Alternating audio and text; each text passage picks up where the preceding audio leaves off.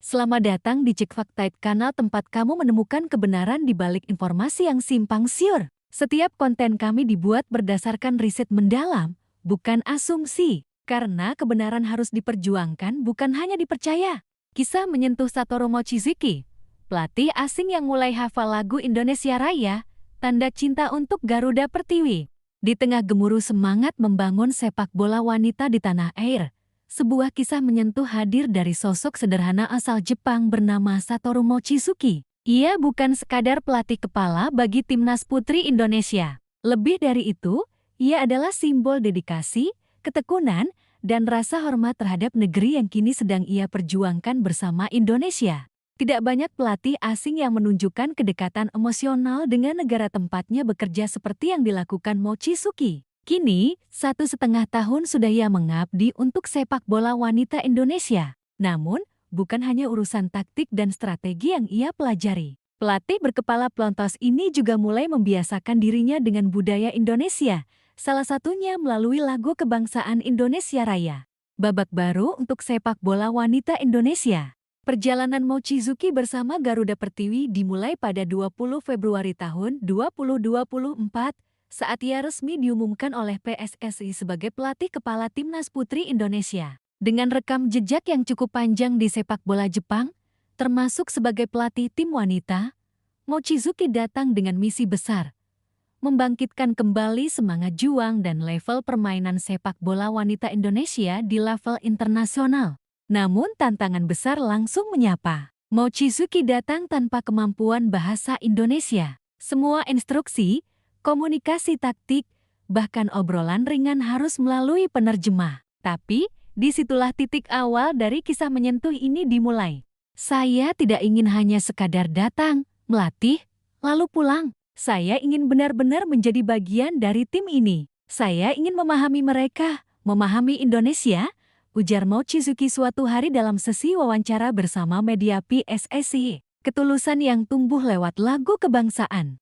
Bagi orang Indonesia, menyanyikan lagu Indonesia Raya sebelum pertandingan adalah bentuk penghormatan dan kebanggaan. Lagu itu bukan hanya simbol kenegaraan, tapi juga pemacu semangat sebelum laga dimulai. Bagi Mochizuki, lagu Indonesia Raya bukan sekadar nada dan lirik. Di matanya, lagu itu adalah simbol bahwa ia kini memegang tanggung jawab besar, mengangkat martabat bangsa yang bukan tanah kelahirannya. Saya ingin bisa menyanyikannya. Meskipun pelafalannya sulit, saya akan pelajari. Saya tahu lagu ini penting. Jadi saya mulai dengarkan setiap malam sebelum tidur, ungkapnya dengan wajah malu-malu. Proses itu tidak mudah. Bahasa Indonesia bukan bahasa yang dekat dengan Jepang dari sisi struktur dan pelafalan. Tapi Mochizuki tak menyerah. Ia mencatat lirik, menuliskannya dalam aksara Jepang agar lebih mudah dilafalkan, lalu mencoba menghafalnya bait demi bait, dari 30% menjadi 70%. Ketika pertama kali mencoba menyanyikan Indonesia Raya, Mochizuki mengaku hanya paham sekitar 30%. Ia merasa canggung, takut salah ucap, dan malu karena masih membutuhkan bantuan orang lain. Tapi bukannya berhenti, pelatih asal Jepang itu menjadikan ini sebagai misi pribadinya. Dalam setiap laga internasional timnas putri, Mochizuki berdiri tegak di garis depan barisan ofisial. Meski belum bisa menyanyikan sepenuhnya, ia tetap membuka mulut, mengikuti irama, dan mencoba sebaik mungkin. Kadang ia menoleh sedikit ke arah staf pelatih lain agar bisa mengikuti nada mereka. Saya minta orang di sebelah saya nyanyi lebih keras. Kalau saya dengar awalnya, saya bisa ikuti sisanya, katanya sambil tersenyum. Kini, lebih dari 1 tahun berlalu sejak ia mulai melatih Indonesia. Dan hasilnya, sudah hafal 70%. Itu bukan angka yang besar bagi sebagian orang. Tapi bagi Mochizuki, itu adalah bukti cinta dan ketulusan untuk negeri yang dia perjuangkan dari garis pinggir lapangan. Menangani timnas putri dengan sepenuh hati. Di luar upayanya memahami budaya dan simbol negara, Mochizuki juga fokus membangun tim yang tangguh. Ia mengubah pendekatan pelatihan, membawa metode latihan khas Jepang yang disiplin dan terstruktur, serta mendorong pemain-pemain muda untuk tampil percaya diri. Pemain seperti Shafira Ika, Claudia Schunemann, Iris Dero, hingga Isa Worps merasakan langsung perubahan itu. Coach Moshi sangat perhatian. Meski kadang kami sulit paham bahasanya, tapi kami tahu niatnya selalu baik dan tulus. Dia sangat disiplin dan ingin kami jadi pemain profesional yang hebat, ungkap salah satu pemain timnas putri. Laga-laga emosional dan harapan menuju Piala Asia. Di bawah asuhannya, timnas putri Indonesia menjalani sejumlah laga uji coba dan babak kualifikasi. Terbaru, mereka tampil baik di kualifikasi Piala Asia Wanita 2026 dengan meraih kemenangan penting atas Kirgistan di matchday pertama. Kini, laga melawan Pakistan menjadi penentu langkah selanjutnya. Menjelang pertandingan itu, Mochizuki kembali berdiri bersama para pemain menyanyikan lagu kebangsaan. Dan di sana, di tengah sorotan kamera dan ribuan pasang mata, ia bernyanyi. Tak sempurna, tapi penuh semangat. Saya ingin hafal semuanya sebelum kami lolos ke putaran final. Itu target pribadi saya. Katanya penuh tekad, sebuah penghormatan bagi Indonesia. Bagi publik sepak bola Indonesia, kisah Mochizuki ini menjadi oase yang menyejukkan.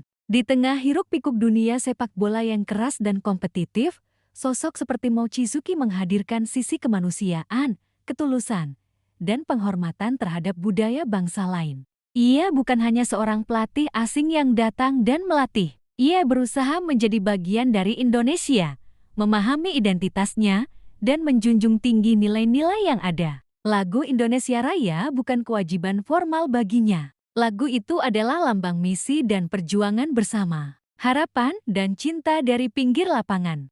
Kini, Garuda Pertiwi tinggal selangkah lagi menuju babak utama Piala Asia. Perjuangan belum berakhir, tapi dengan pelatih seperti Satoru Mochizuki yang bukan hanya mengandalkan strategi, tapi juga cinta dan rasa hormat pada negeri yang dia bela, langkah Indonesia terasa lebih mantap.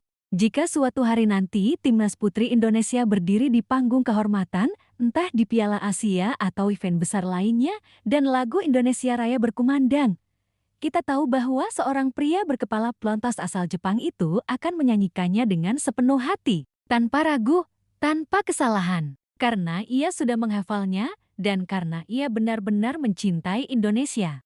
Saya pelatih asal Jepang, tapi selama saya di sini, saya juga bagian dari Indonesia. Lagu Indonesia Raya, saya nyanyikan untuk Garuda Pertiwi. Satoru Mochizuki. Profil lengkap Satoru Mochizuki.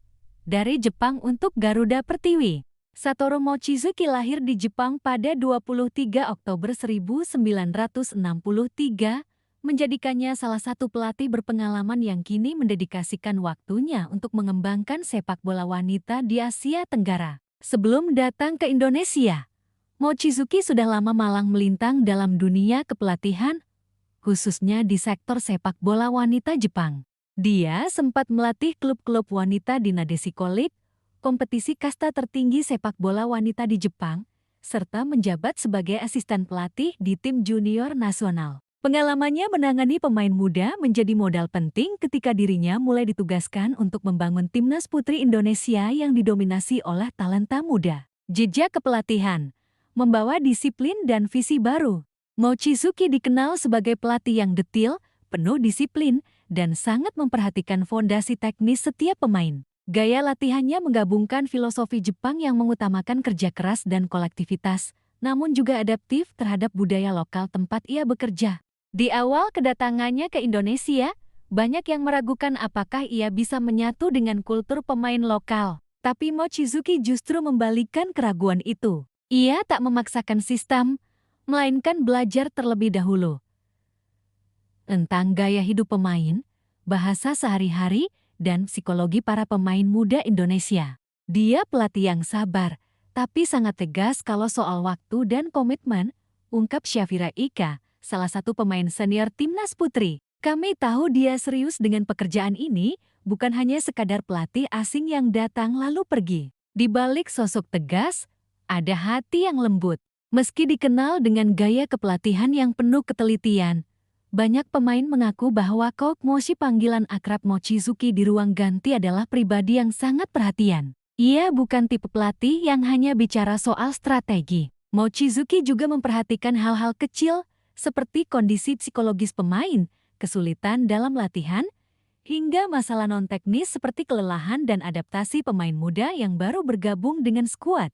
Kalau kita cedera ringan, dia yang pertama menghampiri dan tanya kondisi kita, kadang pakai bahasa tubuh, ujar Claudia Schunemann, striker muda andalan timnas putri. Mochizuki juga dikenal sering membawa cemilan khas Jepang saat latihan ringan, sebagai bentuk pendekatan emosional terhadap para pemainnya. Hal itu menjadi jembatan budaya yang membuat suasana tim jadi lebih akrab dan kekeluargaan.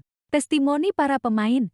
Kami bangga punya pelatih seperti dia. Beberapa testimoni lain dari para pemain timnas putri Indonesia menggambarkan bagaimana pengaruh Mochizuki telah menjalar bukan hanya dalam aspek teknis permainan, tapi juga mental dan semangat nasionalisme mereka. Iris Derow, pemain berdarah Belanda Indonesia, mengatakan, Coach Mosi sangat menghargai budaya Indonesia. Bahkan saat kami menyanyikan lagu Indonesia Raya, dia terlihat serius menyimak dan ikut nyanyi. Itu membuat kami makin termotivasi. Sementara Isa Worps, gelandang bertahan, mengungkapkan, pelatih asing biasanya jarang ikut nyanyi lagu kebangsaan kita. Tapi dia berbeda. Coach Mosi memperlihatkan bahwa dia bukan hanya datang untuk melatih, tapi benar-benar ingin jadi bagian dari kita. Kekaguman ini tidak datang secara instan. Semua dibangun dari kedekatan personal, kerja keras Mochizuki dalam belajar bahasa dan budaya Indonesia, serta konsistensinya dalam memperbaiki performa tim secara bertahap.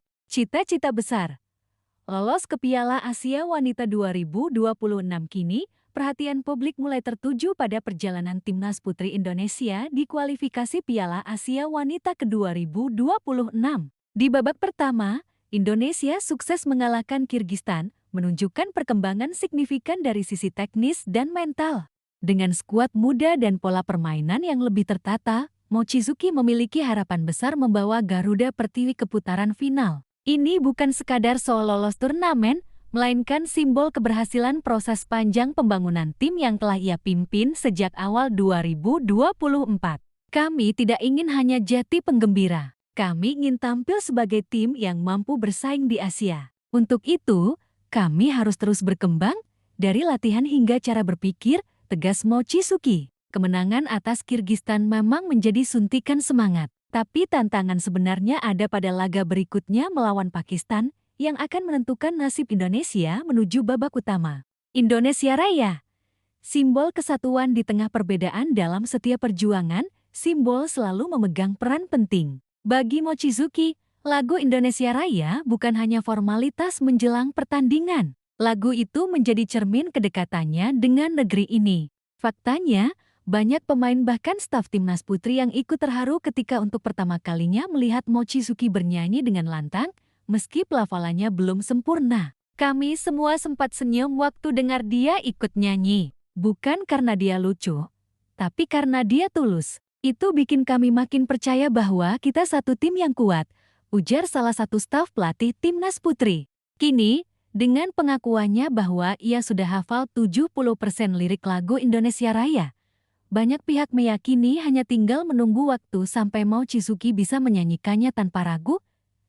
Dari awal hingga akhir, Satoru Mochizuki datang ke Indonesia bukan sebagai pahlawan. Ia datang sebagai pelatih. Tapi dengan komitmennya yang tulus, kerja kerasnya dalam belajar bahasa dan budaya, serta keinginannya memahami identitas bangsa yang ia bela, ia telah menjadi bagian dari kisah kebangkitan Garuda Pertiwi. Di luar taktik dan strategi, ia menunjukkan bahwa nasionalisme bukan hanya milik mereka yang lahir di negeri ini, tapi juga bisa tumbuh dari rasa hormat, cinta, dan pengabdian. Dan kelak, jika timnas putri Indonesia berdiri di podium kehormatan Asia, kita akan tahu bahwa ada satu pelatih asal Jepang yang menyanyikan Indonesia Raya dengan sepenuh jiwa. Karena bagi Mochizuki, menjadi bagian dari Indonesia adalah kehormatan yang ia perjuangkan bait demi bait, nada demi nada. Saya mungkin orang Jepang, tapi saat lagu Indonesia Raya berkumandang, hati saya ikut bergetar. Saya ingin terus menyanyikannya, karena sekarang saya juga bagian dari Indonesia. Satoru Mochizuki.